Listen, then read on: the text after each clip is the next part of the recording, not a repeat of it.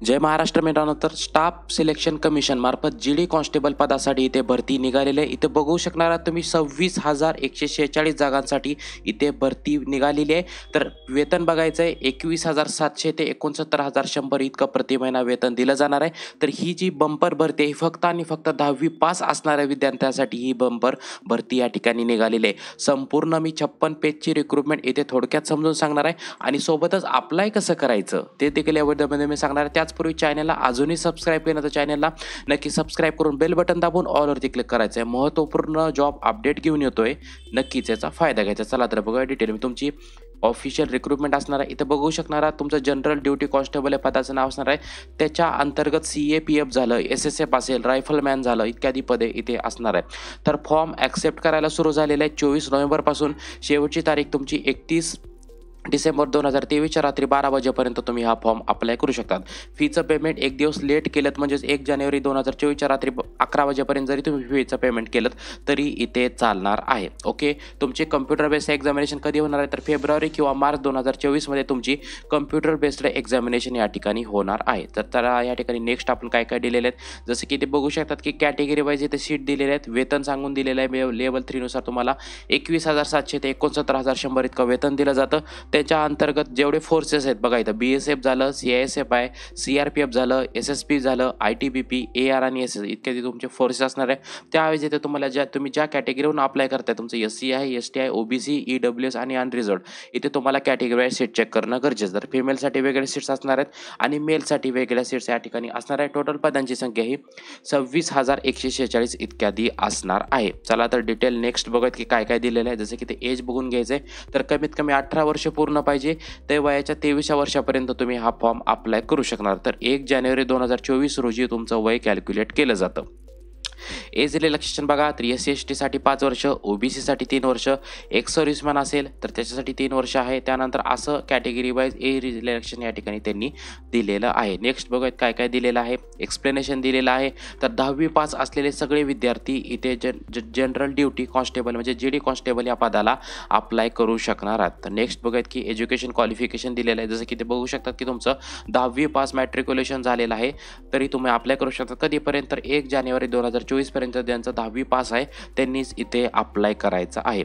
त्यानंतर नेक्स्ट बघूयात काय काय दिलेलं आहे। तर अप्लाय कसं करायचं तर ssc.nic.in या ऑफिशियल वेबसाईटवर जाऊन तुम्हाला ॲनेक्झर 1 आणि 2 हा भरून द्यायचा आहे। तर ॲनेक्झर 1 आणि 2 मध्ये आपल्याला फॉर्म पण भरायचा आहे, फीचं पेमेंट करायचं आहे, फोटो सिग्नेचर सगळे रिलेव्हंट कागदपत्र आपल्याला अपलोड करायचे आहेत। तर फोटो सिग्नेचरसाठी इथे साईज दिलेली आहे, लेफ्ट थंब इम्प्रेशन झालं, सिग्नेचर झालं, सगळे कागदपत्र आपल्याला इथे अपलोड करायचे। फीच्या बाबतीमध्ये बघून घ्यायचं 100 रुपये तुम्हाला फी पेमेंट करायचं आहे। कुणासाठी तर जनरल आणि OBC साठी 100 रुपये तुम्हाला फी पेमेंट करायचं आहे। तर SC ST women candidate ST ex serviceman यांना कोणती फी पेमेंट करायचं नाही असं SSCने इथे सांगितलेलं आहे। फीचं पेमेंट तुम्ही इथे ऑनलाईन करू शकणार आहात।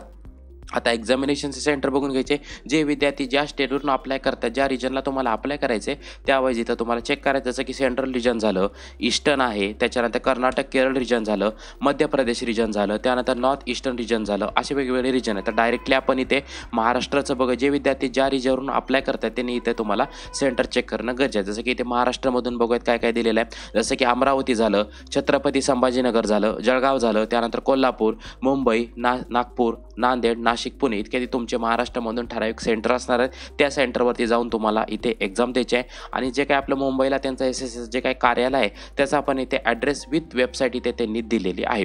नेक्स्ट बघूयात सिलेबस देऊन दिलेला आहे त्यांनी। तर जनरल इंटेलिजन्स रिजनिंगसाठी 20 क्वेश्चन 40 मार्कासाठी आहेत, नॉलेज अँड अवेअरनेस आहे 20 क्वेश्चन 40 मार्कासाठी, एलिमेंटरी मॅथमॅटिक्स आहे 20 क्वेश्चन 40 मार्कासाठी आणि इंग्लिश हिंदी आहे तर 20 क्वेश्चन 40 मार्कासाठी। असं तुम्हाला 1 तासाचा हा पेपर सॉल्व करायचा आहे।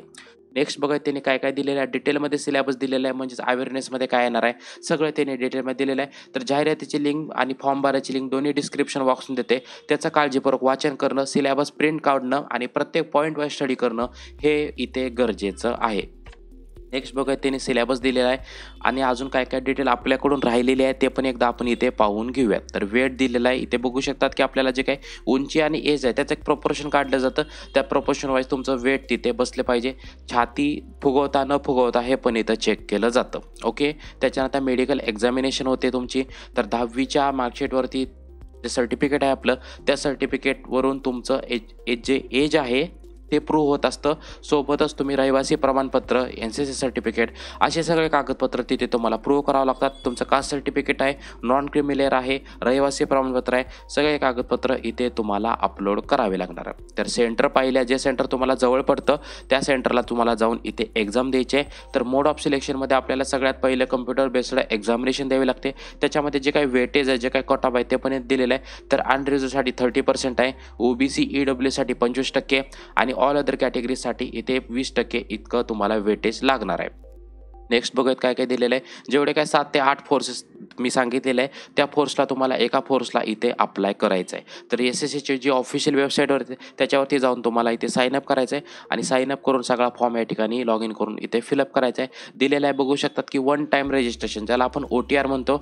तर ते OTR रजिस्ट्रेशन करून घ्यायचं आहे. त्यानंतर फॉर्म इथे फिलअप करायचा आहे. त्याच्यामध्ये OTRमध्ये काय काय लागतं, जसं की तुम्ही mobile number, email I D देणार आहात, त्यावरती तुम्हाला OTP पाठवला जातो, दोन्ही व्हेरीफाय करायचं आहे आणि एक तुम्हाला गव्हर्नमेंट ID प्रूफ इथे तिथे अपलोड करायचे. जे तुम्ही ID प्रूफ इथे अपलोड करतात, आधार कार्ड झालं, पॅन कार्ड झालं, तेच सेम ID प्रूफ एक्झामच्या वेळेस तुम्हाला इथे घेऊन जायचं आहे. ओके, त्यानंतर OTRमध्ये तुम्हाला सगळा फॉर्म फिलअप करायचा आहे. तुमचं 10वीची मार्कशीट, 10वीचं इथे MSBT कोणतं बोर्ड आहे, रोल नंबर म्हणजे सीट नंबर, त्यानंतर इयर ऑफ पासिंग, हा सगळा डेटा त्या ठिकाणी तुम्हाला फिलअप करावा लागतो. ओके, रजिस्ट्रेशन कसं करायचं इथे बघू शकणार आहात की आधार कार्ड असेल तर यस करायचं आहे. या ठिकाणी सगळ्यांकडे आधार कार्ड आहे, इथे यस करायचं आहे. आधार कार्ड नंबर टाकायचा आहे. टाईप ऑफ ID मध्ये वोटर ID कार्डमध्ये तुम्ही इथं पॅन कार्ड झालं, ड्रायव्हिंग लायसन्स असेल, त्यानंतर इलेक्शन कार्ड असेल, यापैकी एक टाकू शकतात. त्यानंतर ID कार्ड नंबर टाकायचा आहे, नाव टाकायचं आहे, नेम व्हेरीफाय करायचं आहे. त्यानंतर इथे तुम्हाला वडिलांचं नाव टाकायचं आहे. त्यानंतर आईचं नाव, संपूर्ण आईचं नाव परत रिपीट करायचं आहे, जन्मतारीख, त्यानंतर 10वीचं बोर्ड कोणतं होतं, त्यानंतर 10वीचं बोर्ड रिपीट करायचं आहे, रोल नंबर, त्यानंतर इयर ऑफ पासिंग रिपीट करायचं आहे, जेंडर, त्यानंतर एज्युकेशन क्वालिफिकेशन, मोबाईल नंबर आणि ईमेल ID टाकून इथे तुम्हाला सेव्ह बटनवरती इथे क्लिक करायचं आहे. तर हा झाला आपला ॲनेक्झर 1 झाला. त्याच्यानंतर इथे तुम्हाला कॅटेगरी सिलेक्ट करायचं आहे. नॅशनॅलिटी इथे सिटिझन ऑफ इंडिया म्हणजे तो भारताचा नागरिक आहे. त्यानंतर आयडेंटिफिकेशन मार्क म्हणजे तुमच्या हातापायावरती कोणती खून असेल तर तुम्ही इथं टिक करू शकतात. ओके, तुम्हाला इथे लिहायचं आहे. डिसेबल्ड असाल तर येस करायचं, नसेल तर नो करायचं. त्यानंतर संपूर्ण पत्ता, स्टेट, पिनकोड, इथे तुमचा चालू पत्ता आणि करंट ॲड्रेस आणि परमनंट ॲड्रेस जर सेम असेल तर तुम्हाला येस बटनवरती क्लिक करायचे. दोन्ही ॲड्रेस वेगवेगळा असेल तर नो वरती क्लिक करून दोन्ही address with state with pincode या ठिकाणी तुम्हाला टाकून द्यायचं आहे. नेक्स्ट बघा, पार्ट 2मध्ये ते सगळी इन्फॉर्मेशन दिलेलं आहे. तर पार्ट 2मध्ये नेमकं भरायचं काय, तर आपल्याला परत एकदा इथे बघू शकतात की आपण जो काही फॉर्म भरलेला आहे तो सगळा इथे डिटेलमध्ये आलेला आहे. सगळा फॉर्म इथे चेक करायचा आहे आणि चेक केल्यानंतरच तुम्हाला इथे नेक्स्ट करायचं आहे. ओके, तर इथपर्यंत आपण पाहिलं. त्याच्यानंतर इथे NCC सर्टिफिकेट असेल तर इथे बघायचं की NT ABC कोणतं सर्टिफिकेट आहे ते पण इथे सिलेक्ट करायचं आहे. त्यानंतर प्रेफरन्स ऑफ एक्झामिनेशन सेंटर, जे सेंटर तुम्हाला जवळ पडतं ते इथं तुम्हाला टाकायचं. ते CR आले तर जे काही सेंट्रल रिजनच्या अंडर येतं ते पण इथे दिलेलं आहे. आपलं WR मध्ये वेस्टर्न रिजनमध्ये येतं, जे काय मी सेंटर सांगितलेलं आहे ते सेंटर तुम्हाला इथे सिक्वेन्स द्यायचं आहे. मोड ऑफ एक्झामिनेशनमध्ये इंग्लिश केलेलं आहे, इथं हिंदी पण आहे. ओके, तुम्हाला ज्या मोडमधून एक्झाम द्यायची आहे त्या मोडला इथे सिलेक्ट करायचं आहे. स्टेट ऑफ डोमिसाईल महाराष्ट्र असणार आहे आपलं. त्यानंतर सिटी लिहायची आहे. त्यानंतर इथे बघू शकतात की आपल्याला इथे पोस्टचा कोड द्यायचा आहे. ओके, तर जे काही पोस्टचे डिटेल्स आहेत ते पण दिलेले, जसं की तो तुम्ही पोस्ट डिटेल केल्यानंतर ABCDEF म्हणजे जे काही मी फोर्स सांगितले 8, तर त्यावेळी तिथे तुम्हाला चेक करायचं की ज्या फोर्सला तुम्हाला अप्लाय करायचं आहे त्याचे जे काही स्पेसिफिक कोड आहेत ABC असेल ते तुम्हाला इथं पोस्ट डिटेलला क्लिक करून इथे टाकायचं आहे. एज्युकेशन हायस्ट क्वालिफिकेशन म्हणजेच इथे तुम्ही 10वीवरून डिप्लोमा केला आहे, BE केला आहे, MBA केलेला आहे, MCA केलेलं आहे, MTech केलेलं आहे, ते हायस्ट एज्युकेशन क्वालिफिकेशन इथं द्यायचं आहे. त्यानंतर सगळा डेटा या ठिकाणी भरून तुम्हाला फॉर्म हा इथे फायनल सबमिट करायचा आहे. फोटो सिग्नेचर अपलोड करायचे, लेफ्ट इम्प्रेशन मागत असतील तर या ठिकाणी तुम्हाला सबमिट करायचं आहे. आणि इथे बघू शकतात की लास्टला डिक्लेरेशन लेटर आहे, ते आय ॲग्री बटनवरती क्लिक करून तुम्हाला या ठिकाणी फॉर्म प्रिव्ह्यू करायचा आहे. आणि फॉर्म प्रिव्ह्यू केल्यानंतर इथे तुम्हाला सबमिट या बटनवरती क्लिक करून सगळा फॉर्म अशा प्रकारे फिलअप करायचा आहे. तर चांगली संधी आहे. टोटल पदांची संख्या ही 26,146 म्हणजे खूप जास्त जागांसाठी भरती आहे. तर 10वीच्या विद्यार्थ्यांनी लवकरात लवकर अप्लाय करायचं आहे. शेवटची तारीख 31 डिसेंबर असणार आहे. तर लवकरात लवकर या संधीचा फायदा घ्यायचा आहे. ही संधी सोडायची नाही. वेतन बघितलं 23,000 ते 75,000पर्यंत वेतन इतकं दिलं जातं. तर अशाच महत्त्वपूर्ण जॉब अपडेटसाठी चॅनेलशी कनेक्टेड राहायचं आहे. जय हिंद, जय महाराष्ट्र.